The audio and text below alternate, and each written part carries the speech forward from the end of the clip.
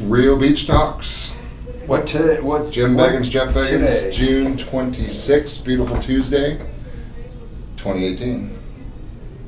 Nice of you to dress up for the occasion today, first of all. Yeah, you know Point what? that out. That's why when we talked about what we were going to talk about today, and we didn't know, just like every week, and I went home and I bought some things for my barbecue grill, and I put them on the barbecue grill, and I got sweaty, and but I got it accomplished, and I made it here on time. And I was thinking, how many jobs do you have where you could do that? Start out in the morning at work and work all day and take a break and come back and work and then go home and On your take schedule. some time off on your schedule. All right, hey everybody, this is Jeff Beggins and Craig Beggins and Jim Beggins. And thanks for watching the BE3 channel. BE3 is Beggins. Empower, educate, and encourage, and that's what we're going to do here. So if you haven't yet, see that red button right there? Hit the subscribe.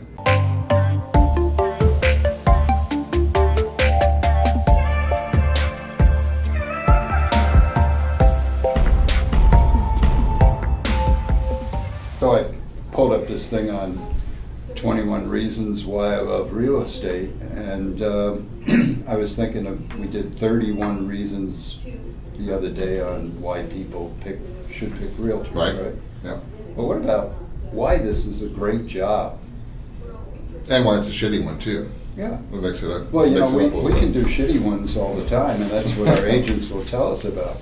But when we can't find our agent and they say, well, my daughter had a problem at school, so I took the day off and we went to the park. And Yeah. and we don't say, well, we're going to dock you money or anything like that. We're saying, I hope she's okay, and Yeah.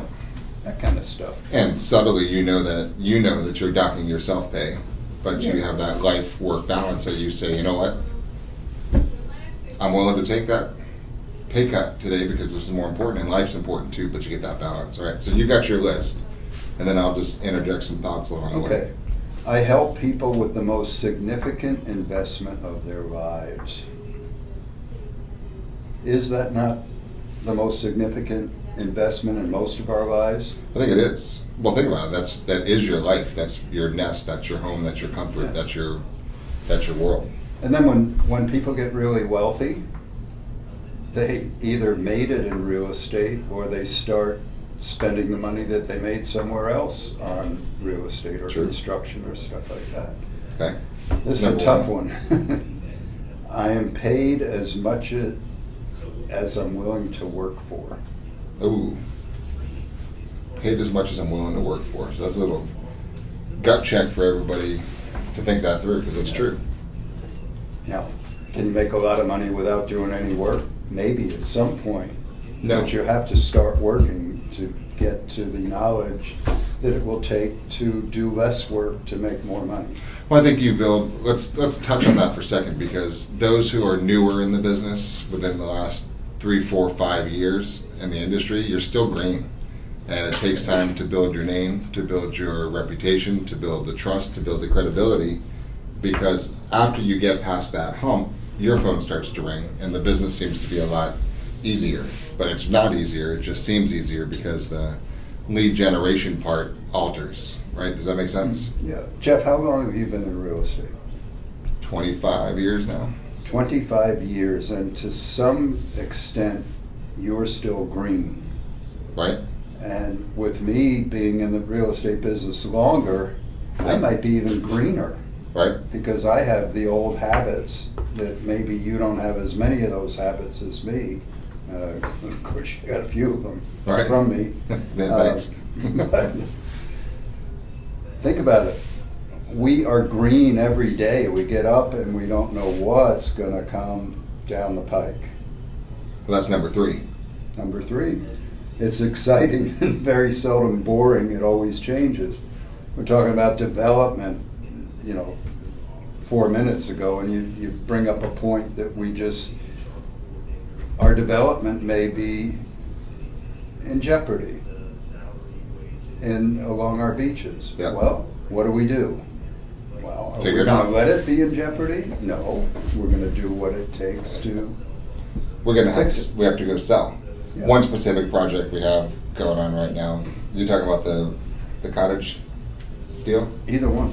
What was the other one? Well, What was the other one we talked about? the one the city was talking about. Oh, yeah, that one. No, that's gonna be, yeah, that's true, yeah, oh, that big one. Yeah, no, that'll be fine, too, but, you Well, know, it's cool when we can say, which one? Which big project? Oh, that one? No, Yeah. the 17th one. That we're it was funny, there's a commissioner workshop going on right now in this town, which we were just watching on the big screen broadcast in the I other wonder if room. they're watching us now. And yeah, and a lot of them on Facebook say we'll see, but it's interesting to just see they just rattled off a list of all the major projects that are happening this fiscal year in this city, and there's about 8 of them, and 7 out of the 8 of them we're doing Oh, in the really? whole town. So it's kind of cool to watch all the ones that are coming up. But that's a good point. It's been 25 years in the making to get to the point that we've earned the trust to have these people give us the business. And it's exciting, and it's very seldom boring because every day you got something new. You got commissioners changing, you got mayors changing, you got permitting changing, you got all kinds of financing issues, you got pre-sales to do, you got deals coming in, falling apart.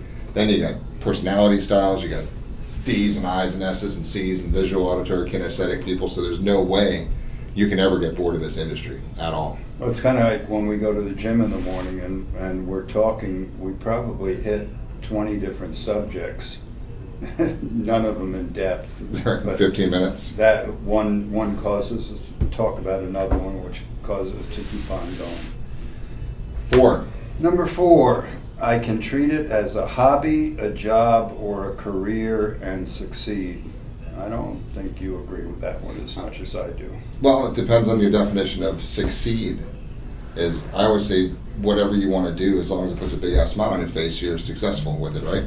Yeah, let's say I wanted to make it a hobby. Okay. I could retire, I don't retire. Say You can I'm in screw off real your barbecue estate grill for a if you while. want to. Yeah, Yeah.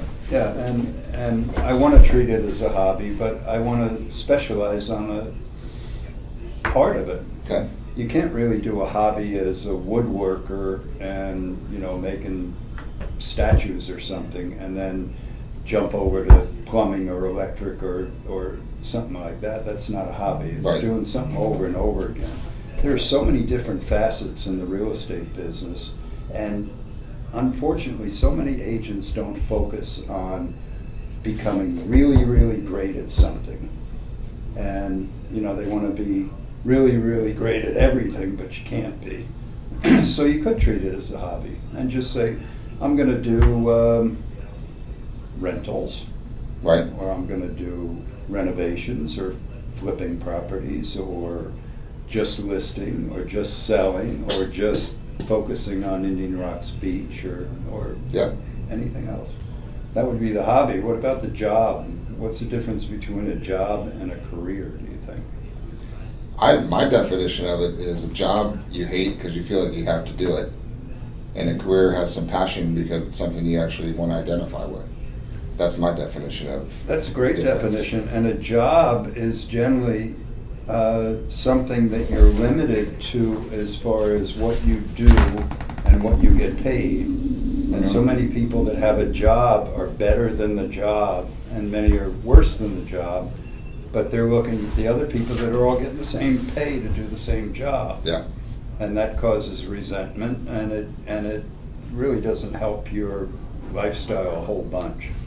And this is an interesting business because I was just talking with Mindy in our office earlier today. She brought in, she's got an 8-day-old baby, right, who comes in the office today, super cute. And we were talking about her business. She says, I want to get back to work. I said, dude, it's been 8 days. Take a little time. And she's got a good support system, and she's got family in town and all that stuff to kind of take shifts because she loves to do this job. So she also has her number one priority is taking care of Juliana now, right? So she's trying to figure out, we're working a business plan to figure out how can we juggle with the limited time she's going to have to go actually get this business done. So that takes a whole thing. Now, what other industry can you go into and still be able to go home and take care of your 8-day-old and go out and make some money and come back and do this and wander? So it's not easy, How but many it's people totally that had a kid 8 days ago would be allowed to even bring that child into their workplace? Yeah, It was right. amazing when she was holding that kid. All of us that went around were just kind of dumbfounded. A brand new baby, 8 days old. Yeah. Man, what she has to look forward to. And so she's excited to create a lifestyle for this kid. Yeah. And so she's like, well, what do we do? Because she can't. I mean, realistically, she's got a very limited time in which to do something. And from her business strategy, it will work only because she's got a big network of people in the immediate marketplace that know her, like her, and trust her.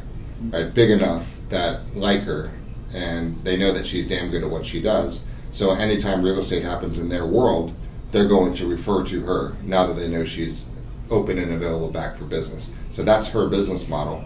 And the good thing is when she focuses on this marketplace where we're in, she could pull one deal down a month and still feel very good and bring in a decent income as she scales back up to 2 or 3 or 4 as the months and years go. Be interesting to No see pressure at any, Mindy. if she'll farm or not. Could you imagine her going to Pasco County and showing a buyer around? Oh, no way. no way. So we need a whole bunch more Julianas to keep our agents on the farm. Which is their why, which is their big ass smile. Yeah. Right? To figure out what are you actually doing this for, to do it. I mean, that's the issue for me. Is you look at the ones that are building a nice business, and then look at the ones that are struggling because they're all over the industry. Of some in the company too, and the biggest mind shift is which of those actually has a purpose that's more powerful than their excuses. That makes sense? You know what really makes sense? To piggyback on what you just said, that primary aim that we have. Because when we ask the questions, and almost no one understands why we say what you want your life to be like 5 years from now. And you're in a relationship with someone, you have a child, how old are your children? All these different questions. I don't know another company that does this. Right. But the first time that people do it, because only 30% of people have goals, they fill in the blanks. If they do it for a while, it's, hey, I'm going to have a baby in 5 years from now, and her name is going to be Juliana, and she is going to grow up to be this or whatever. And it seems stupid to most people, but it's crazy. And you're a great example of doing that. And redoing it right now. And redo it. But that's the answer to this entire business is that. It was funny, I had an interview yesterday, a couple of them, and one of them stands out. It's actually one of my neighbors who I just see casually throughout the neighborhood, and he decided he wanted to get into the business. He's getting his real estate license, and he's been trying to get with me to talk about it, so we set an appointment. He comes to the office, and all we did in the interview was I just asked his whole story about him, right? Where did the story start? Right? You were born where, and what's happened, what jobs, what influences, what this, what that. And then we talked very briefly about real estate, and the ultimate interview was you need to go home and grab your wife Lisa, and you need to sit down with this primary aim form and figure out what's going to put a big ass smile on your face and what income, because I know you guys like to screw off and go walk the beach and do all those things, because I see you all the time walking down the neighborhood. So it's not about the money, it's about the lifestyle. So how much money is needed to fund the lifestyle that's going to make you guys happy, right? He's transitioning out of corporate America and needs to do it, but he doesn't need to crush. He doesn't need to make $250,000, $300,000 a year. I mean, he could, there's no doubt about it, but should he? Probably not. So he's going to say he's capable of it, and he might, and if he wants to, he will. But I'd rather him say, you know what, this is what I really want to do. I said, here's what we said about real estate, and it was very brief, and I think it's relevant. I said, the problem in real estate is everything works, right? You've heard me say that before. Everything works. I can teach you how to go knock on for sale by owners, and I promise you by the end of the week you'll get a for sale by owner listing. I could teach you how to go do expired listings and knock on expired listings doors and get an expired listing by the end of the week. I can have you go down to teardowns and get an expired teardown by the end of this week. I can have you go stand around Publix and Home Depot and get a listing. I can have you do a social media post and have you get a listing or buyer by the end of the week. I can have you do a targeted ad. I can have you do a neighborhood wizard handout. I can have you do an open house properly, right? And every single one of these things works. And that's the biggest challenge in the business, because you're going to go do the path of least resistance, which is hopefully nothing. If you can figure out a way to do nothing and make money in this business, that's what you're going to go do. But that doesn't work, so you're going to have to do something. So our job over the first quarter of working together is going to be to figure out what is the niche that you're actually going to enjoy doing, because that's what you're going to go do. And one of them, because you can't be kind of good at this and kind of good at this and kind of good at this and dabble in this and dabble in that and doing that. So we got to figure out what is the one thing, and focus this first quarter, Q3 coming up, what is it? What is the one thing we're going to go do? And then that's the only focus. If you can commit to doing that, then we're going to make sure that will fund as many deals as you need to put a big ass smile on your face. But we have to reverse engineer into that to figure out how much money we actually need. And then we talked about business, and that there's two businesses inside of this industry from my perspective, which goes back to our list here, is you've got the listing side and you've got the buyer side, right? And if you want to be able to go take trips to New York to see your kids, which he does, then it's going to be very difficult to build your business based on buyers, because you're not going to have the flexibility and freedom to travel when you want to. So your business needs to be built upon gaining inventory. So if you have 3 or 4 or 5 signs up at all times, you never have to worry about money, and that's it. Now, where are those signs going to come from? I don't know, because I don't know how much money you're looking to fund. I don't know what lifestyle you're looking to lead. Once we know the answers to that question, we're going to put you down a path to go get inventory in that sector. That was it. And that's a pretty cool career, if you ask me. Okay.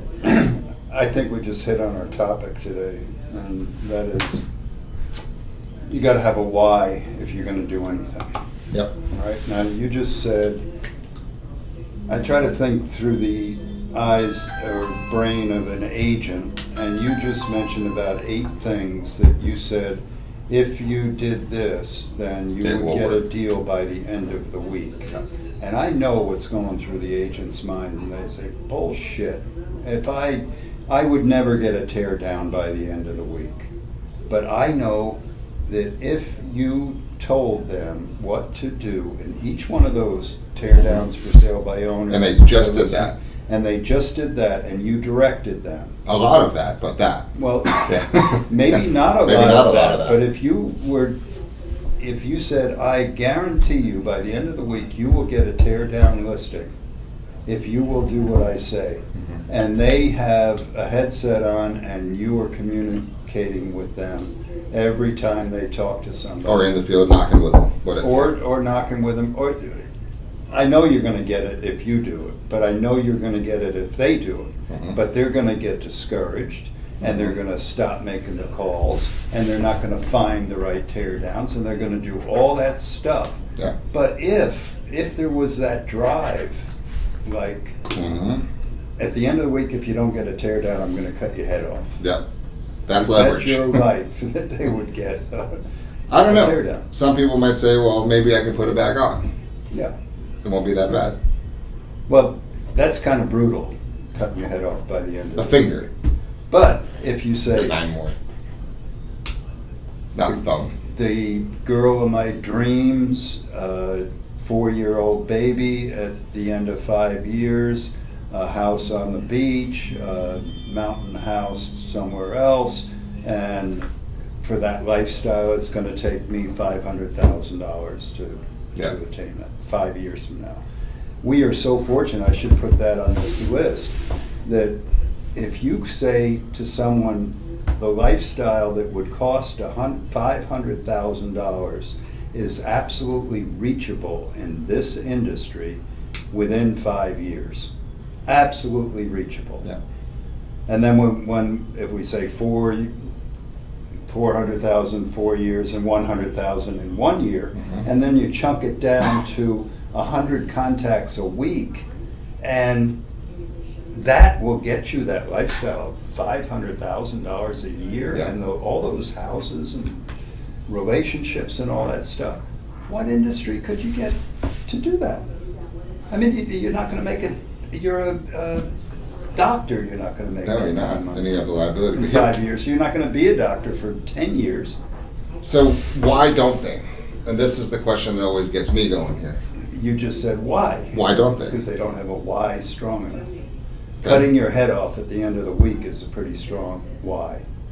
But if I do not have that lifestyle in 5 years, it's just like cutting my head off. There's people with that kind of drive.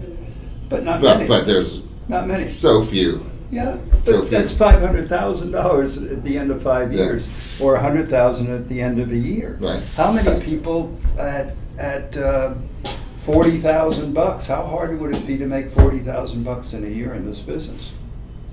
It's hard not to. If you did the tear down thing and said you're going to get a tear down by the end of the week, and you let them take 3 weeks off out of the year, out of the month. Yeah. They're And going to really- make their $40,000 or No $50,000 working 1 day a week. No for doubt. a 1 year. 1 week a month for sure. If you really did work. But here's the issue. Let's go a little side tangent here for a second. Around the same thing, because you're 100% right with the drive. And then the drive is easily instilled, right, on the surface. Everybody wants a car, everybody wants a retirement, everyone wants to be out of debt, and that's a nice house. They like the idea, they want the idea and the illusion of it.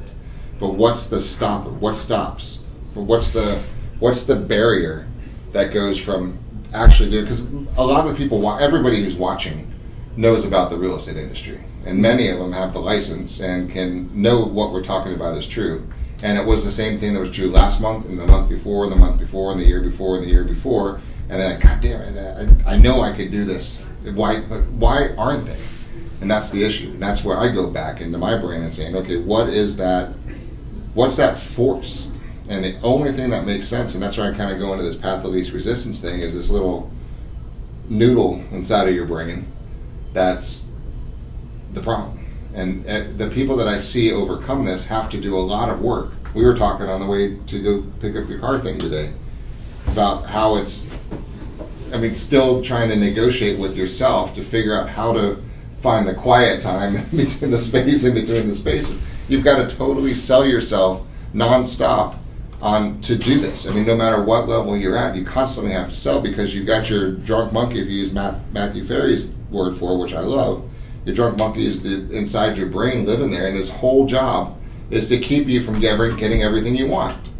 Right? And he controls your life and your brain and your heartbeat and your breathing and everything your brain does, and it 100% does not want you to get all the stuff that you say that you want. It calls bullshit on you every single time, and it says you do not need that Ferrari because Ferrari people are stupid.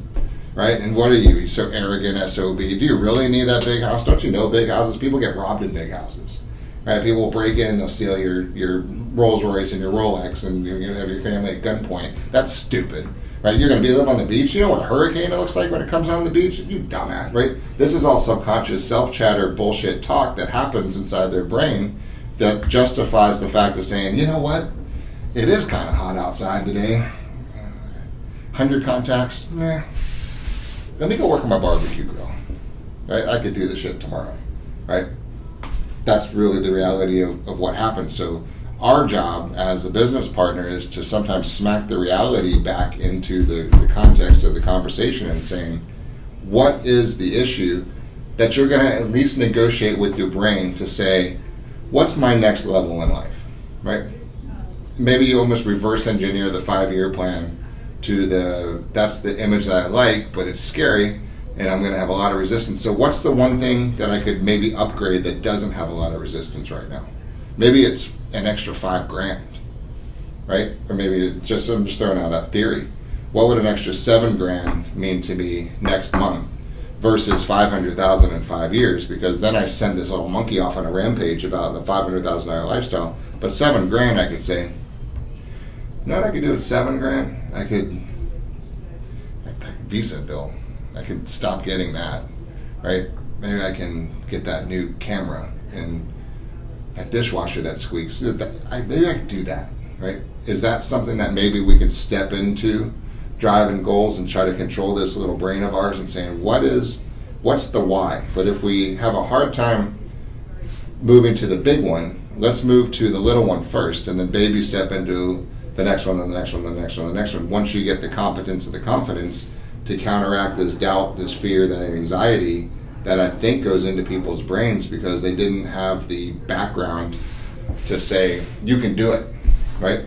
They hear it. I mean, you might watch a Tony Robbins special on Netflix and feel, I can do it, right? But then the bullshit starts in your brain and you say you can't. So that's the balance that we kind of walk, and myself included, on a daily basis. You know, there's all kinds of stuff that I think about on a huge, on a daily basis, and they're crazy big things. And I still have the self-doubt. Mama said, fuck, I can get $1 billion, right? You don't need it. Have a nice lifestyle. Right? Same thing. It's all relative and relevant. So what's the negotiation inside your brain to say, yeah, but how about a $200,000 X first? I'm just throwing out ideas. All right, we talked in the car about when your brain is going nuts saying everything that you just said there, that if you can go in between the thoughts. Now we're going deep. Hang on, guys. Watch this. This is good. You can go in between the thoughts because you're thinking, I can't do that. The Ferrari's no good. The house is not. And then you think about the next thought that you're going to think about, and the last thought that you had, and then stop and think about the distance between the last thought and this thought. Now, that's a very small sliver of space and time. No, but then what I say after that, once you get in between those two thoughts, then you've separated those negative thoughts or positive thoughts or your mind going nuts. Then I said, get underneath the thoughts. And that will help you get rid of the feeling that you have that may be a negative feeling. Now, if you throw it ahead to the why, the word that you've been using the most, and I have too, is why are you doing this? Mm-hmm. And why should you do this? Why shouldn't you do this? Once you have that picture, that why way out there, then you also have to get in between the thoughts. And if you have a picture clear enough of that why that's way out there, which can't be affected if you get sick today or you get in a car accident or whatever, it's still that why out there. And then you pull back to when the clutter is hitting to go in between the thoughts. And you'll notice that little, wait a minute, he said this, I'm about to say that, stop right in between those. And then go underneath it and let all that clutter and stuff be up top. And then the picture of that thing 5 years from now comes out. Yeah. Weird. No, but it's weird, but it's deep and it's real. It all goes back to the negotiations with yourself, because you've got to quiet down the negative self-talk shit. You just do. So and that's just your thoughts. So how do you quiet your thoughts down? Because guys, everybody in this business, you know this business is not very difficult. It's just not, right? You find somebody's going to buy or sell a house, buy or sell a piece of dirt. They're going to build or they're not going to build. It's not hard. It's not rocket science. It's not life and death. There's nothing urgent. No one's going to die over it. It's filling in the blank on a piece of paper contract for something someone's going to do with or without you. So take the pressure off and the urgency and the self-importance, because it really doesn't matter. So all we have to do is find out if there's anybody doing anything around us that we can help. Isn't that really what the business is? So, that isn't it? We agree with that? The simplicity of it? Yeah, but I want to get even simpler than that. Okay. To work here, just like you did with the guy down the street, Mm-hmm. you cared about him, you listened to his story, Mm-hmm. you want to hear what kind of movie he's going to write about his life later on. Mm-hmm. And then you're going to help him get that. Maybe, because I also said, look, we've got so much going on right now, and we love helping people. But if you're not going to have something that's exciting to help you get to it, I've got no value for you. Right? If you don't want to do anything, don't waste my time or your time, because you're not going to do shit anyway. So go be a Walmart greeter and go chill out and go back and work in the whatever field you want to go work in. But you're not going to do anything in this business unless you have a why. So that's kind of the thought process. It's just saying, if you seriously want to grow something badass and fun, you've got to be serious about it, and you got to be willing to accept the fact that you're gonna find the space between the thoughts, and you got to negotiate with your drunk monkey. You got to battle your brain on a daily basis, because we're in an eat what we kill basic job, right? If you had a great month last month, so what, right? Doesn't mean you're gonna have a good month next month. You got to get your ass into work nonstop. And I don't care if you've been doing this for 20 years or 25 years or 40 years, you're only as good as your next thought and the next transaction, right? Which that's the ugly side of this business, but it's the exciting part of this business, because you can crank it up and pull $1 million in by the end of the year if you want to, or you can not and not. And that's everybody listening to this. I don't care if you're brand new. You can focus on a marketplace area and pull $1 million in by the end of this year. You can, 100%. I got one little challenge with what we're doing. So we take our agent and we give them the primary aim thing, and we say, write a movie of your life 5 years from now. And they go back and they write it, and it sucks.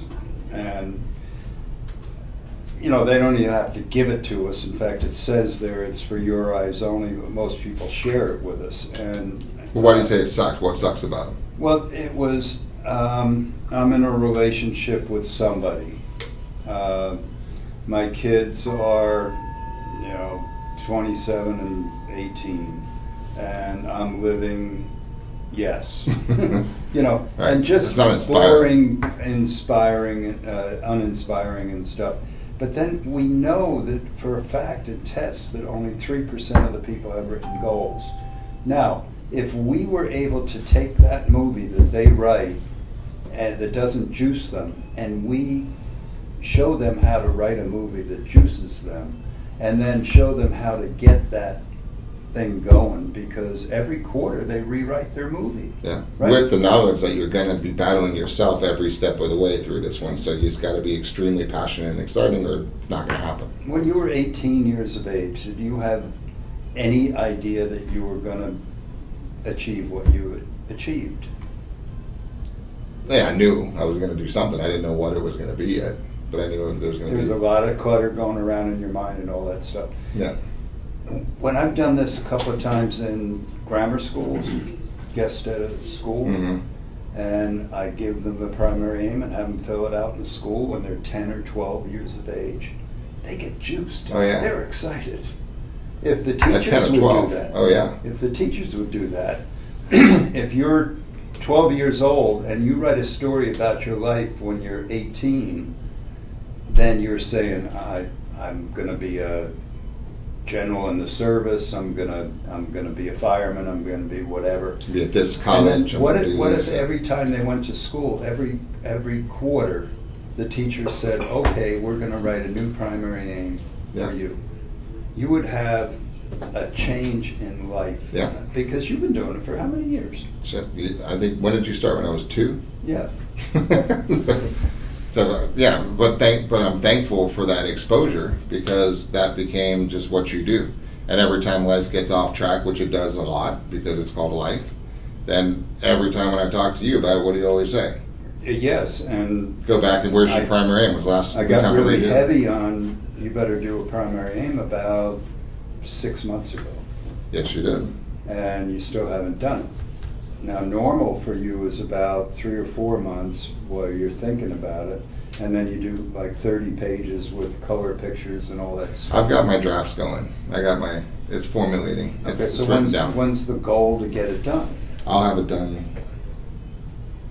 within the next 30 days. Okay. Because I need to spend some time with Vicky on it too. So that, I would hope. Yeah. So I'll bet you that if someone out of the blue an hour ago said, when you're gonna get your primary aim done, you wouldn't have said in 30 days, and now you just said it on TV. Oh, yeah. No, So I- you're screwed. Yeah. Would you share that with us 30 days from now? Sure. Yeah, Sure. awesome. Yeah. So- I'm happy to do that. It's 5 years from now and you were 47. Now, 49. I'm 44 now. You got an Oh my God. old son over here. No, I know I'm 30 years older than 30 you, years so I wanna keep my. That's my right. age He's low. going backwards and he's trying to pull me back there. But yeah, that's a fun mission. And there's a lot of choices that I need to make, as far as a lot of different choices, right? and it's going to be fun to design it the way I want to design it. Between now and then, there's a million forks in the road, which if I don't pick one. Should there be a primary aim for our company? Primary aim for the company, primary aim for relationships, primary aim for business, primary aim for your kids, primary aim for everything, or else you're just going to be floating through life and dangling around. So if you have a better chance of achieving goals when you write them down, then if all we did was motivate people to write down good goals and write good stories and stuff like that, then we wouldn't have to give them the drive to achieve. We could give them the system that they could use to achieve, which we have. And it's not even that. That's the thing I really get excited when people realize and get out of the weeds for a second. Completely get out of the weeds. But all we need to do is design the lifestyle. Just that. How are you living? When you're coming home, forget about what you're doing during the day. When you come home, who are you coming home to? Or what are you coming home to? Now, this is not now. This is in the future. This is a big-ass smile lifestyle. Yeah. You're going to come home after doing whatever you love, whatever that ends up being, to an environment. Is that a positive environment? Is it a fun environment? Or is it a shitty, negative environment? You choose it. Right? And you tolerate it. So you got to figure out which one is it that you're going to be acceptable and actually want to have. Right? And so what are you doing? What's that house look like? Who's in the house with you? What are you driving to get to that house with? What are you doing on the weekends for fun? What are you doing in the evenings for fun? What kind of interactions are you having? What are you doing for vacations? What's in your savings account? What have you accomplished? What do you do? What is the big ass life it rolled into a ball look like that puts a big ass smile on your face? Now here's the key. Forget about how that happens. Right? Forget about how that happens. There's no way you're going to know what's going to happen. You might just design this lifestyle and say, holy shit, that will be awesome. And it will be awesome because I will be living that one. And you have no earthly clue how you're going to get to that level of income. It's not supposed to be a logical step, right? It's supposed to be the big-ass smile of living the lifestyle that puts a big-ass smile on your face. And then we always have our little joke around here. We have a picture on the wall in my office and all over my office here. And it's of this temple in Thailand. It's called Fuck How, right? So that's the issue is fuck how it's going to happen. Just let it happen. Forget about how it happened because you're not in control. But one thing I promise is when you get crystal clear on the lifestyle that you deserve to be living, people, places, and events will fall into your path that will take you there. And it will not be necessarily what you think it will get you there. Right? It might not even be real estate. Who cares? Right? It doesn't matter what it is as long as you get there because you have that intention, you have that energy, you have that vibe, you have that purpose. And things will align to get you to where you need to be only if you know where you want to be. The challenge to your point is less than 3% of the world has ever even thought about it. So where do they end up in life? Nowhere, right? No highlight reel for sure, right? What do? You got a high school football trophy? I just thought of an example. I had forgotten about her a long time ago. There was a girl in Apollo Beach when I lived over there that was 18 years old, and she was working for us, and she was doing okay in real estate at 18. And I talked about primary aim with her. I said, where do you want to be 5 years from now?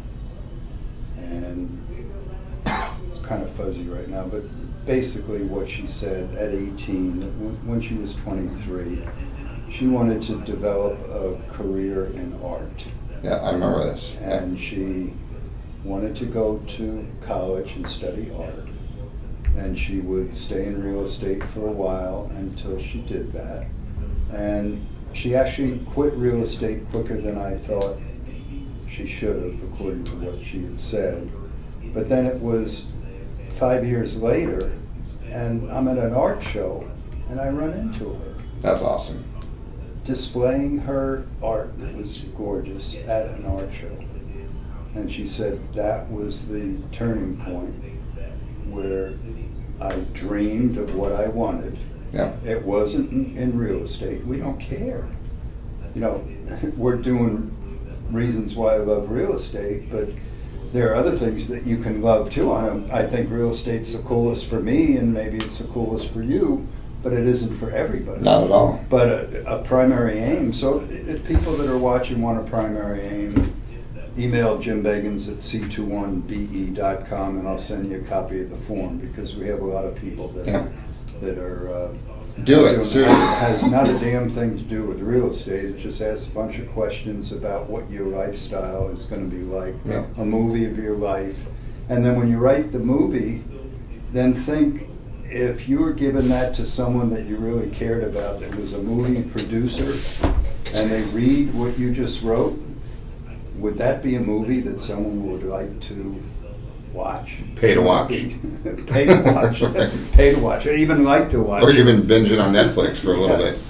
So, I mean, if we get into the things that we do as a life betterment company for the people that work here, it doesn't have anything to do with real estate. Real estate funds a lifestyle, right? And if you can understand that, then you'll be good with us, right? Real estate does nothing but funds a lifestyle. It's not your identity. It's not what you do. It funds a lifestyle. And if you don't have a lifestyle design that it's going to fund, it's not going to fund shit, because you don't have anything for it to go fund. Let's continue with this. Right. I mean, that's perfect. It funds a lifestyle. Mm-hmm. If Now, you have one. These things, why real estate should be the lifestyle that you might want to consider to fund that lifestyle.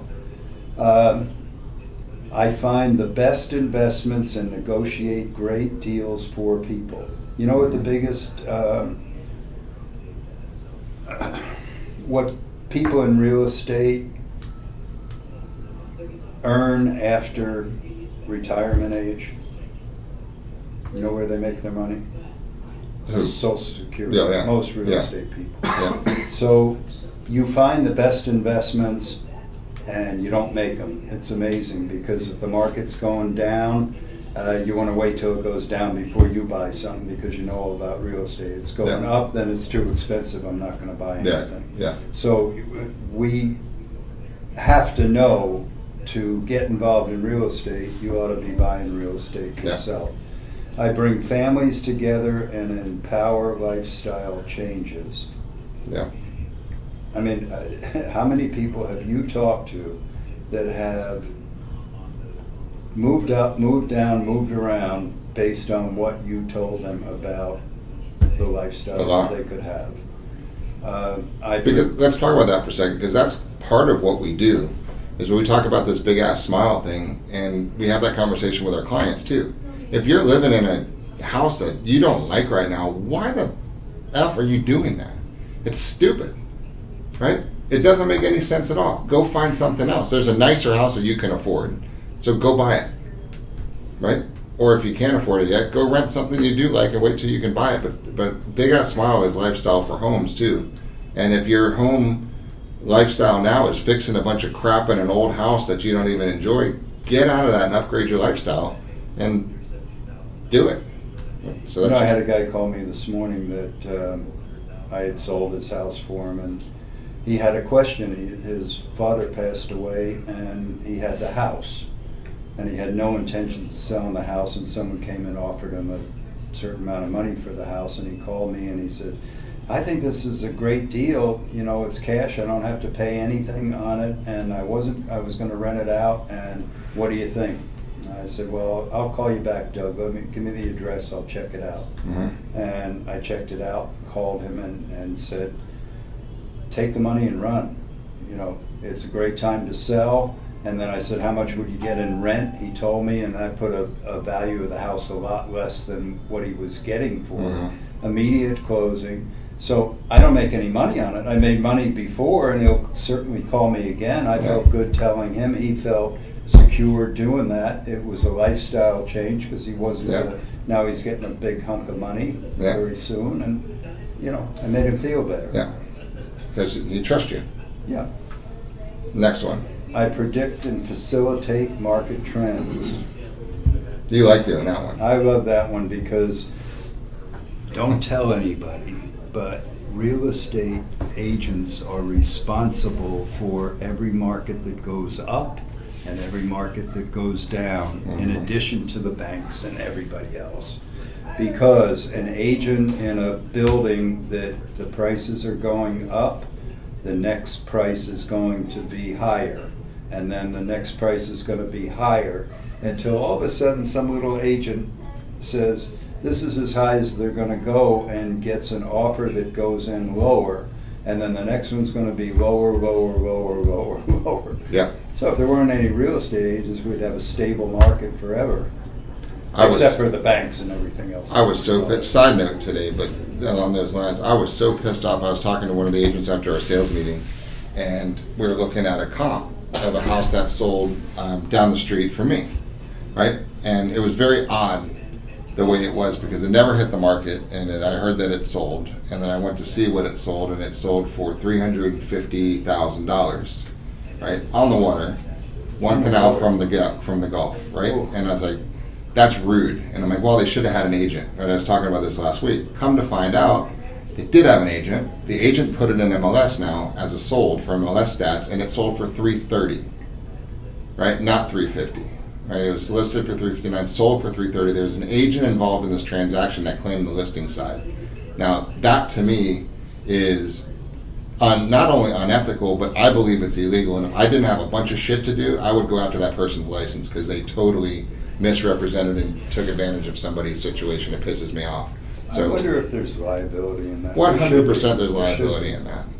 That's just it never hit the market, and it sold for $100,000 less than market value. Tell me there's not liability. It never hit the market, right? So And we then also they have put a it in major MLS as a sold. for MLS comp purposes only. Oh boy. Right, so I mean, we have a very important fiduciary for those who actually treat it as a real job relationship, but a lot of people don't. So we also have a lot of power in our hands too, because somebody convinced somebody that was okay. Now, my personal opinion is that's not okay. Doesn't mean it's not okay, even though I'm a little passionate about it, because Yeah, it it pisses me also off. screws up the values of your house. Yeah, down the street. that's true. But so there's a lot of harm there to a lot of people, which is not right. So, but anyway, Okay. that starts a market trend, which is not right to your point. All right. I learn and grow every day. Yeah, I teach people to set and exceed goals. We've worked that Yeah. one pretty well. I earn trust by telling the truth. yep. Whoa. What if you don't know the truth to tell them? Tell them that. Yeah, that's telling the truth. I don't know. No. I don't know. Since most agents do very little, I have little competition. Love that That one. one. Love that one. When I show up, I succeed. True. As simple as a sales meeting this morning. If someone shows up at a sales meeting consistently, what does that tell the other people that are at the sales meeting? That they're serious. And That they're serious yeah. about the business. So if the other people in the sales meeting have something that they need to share with somebody or split something, you're gonna make more money. If you show up, you're gonna succeed. Mhm. When I answer my phone, I succeed more. Good point. And when I do what I say I will do, I succeed the most. Yeah. When the market is tough, people need me more. You know, I think the market's gonna go down sooner than most people think. Why do people need us more in a down market? They need the advice and the guidance to not do something stupid. Inventory is gonna be higher. Mm-hmm. How is the business different in a increasing market for an agent and a decreasing market? We have a good percentage of our agents that have never been in anything except A good market. market that is a seller's market. Yeah. Yeah. How does it change when it turns to It's a buyer's totally market? different industry. It really is. Every aspect of it is different. Yeah. What you have to do, the phone calls you got to answer, what you have to put up with your sellers and your buyers and everybody else. Talking to an agent, and property came on the market, again undervalued, with an agent from not in the area that priced it about $75,000 less than they should have, Whoa. right? And so it came on the market. So what do? I said, pounce on it right now, put it under contract. And well, it's late. I don't care. So it's 10 o'clock at that night. That agent was in that seller's living room getting that sign for their client. Because if they didn't, it would have been sold that next day to the 3 or 4 other people that sell it that same day. Wow. Right? So that's what you do in a good market, right? Because that's representation to go get them a house. And that's not the issue when there's 1,200 other houses for sale. You don't have that same issue. In a bad market, you hide your phone under the pillow because it's ringing so much with people bitching about why their house isn't selling and why you're not going to do an open house and why don't you come and pay to stage it and knock on doors around it and all that other stuff. Totally different market. Yeah. But we do better. Yeah. Because people need us more. When the inflation gives me a raise, this is one that no one really It's happening right now. Every time that a property goes up in value, you get a percentage that goes up in value. Yeah. Prices go up 10% a year, so does your commission rate. I remember the first house I sold was $28,000 in Miami, and we always got 7.5% commission. But 7.5% commission on a $28,000 3-bedroom, 2-bath house ain't a lot of money. Right. But I guess it was back then. But now that commission may be 6% or 5%, but that house is now $428,000. Right. Right. Yeah. So we get a raise with inflation. Gathering and transmitting knowledge makes me money. I love that about your statement. area, you'll make a lot of money. And stick in that area. I make people happy and wealthy. That's a great affirmation too. I learn better methods of selling every day. My God, with the internet and the different things that are happening out there, I set my own schedule according to my goals. I work the schedule that I want to work according to the amount of money I want to make. As long as those things correlate. Yeah. You can't have your own schedule to do nothing and still have a lot of money.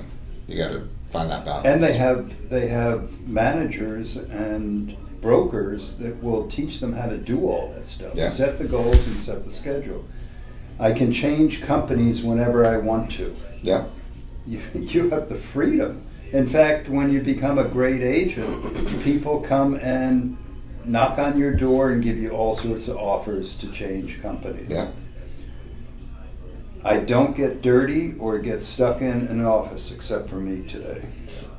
But I wasn't stuck in an office. I was on the beach working on my big green egg. That's not a bad problem. How cool was that? With Beggins, I get to reinvent myself every 90 days. That's huge. Think When about you let that. that sink in. You know what? I don't remember us using that a whole lot. Reinvent myself every 90 days, because if you don't know anything about the industry you're in and you write your primary aim and you set your schedule and you tell what pillars you want to work and you say what the coaching is going to be, you find out what your strengths and weaknesses are and you capitalize on them, and you do okay in 90 days. Then you have the And you have some confidence and confidence. You have the confidence to say, hey, I did this.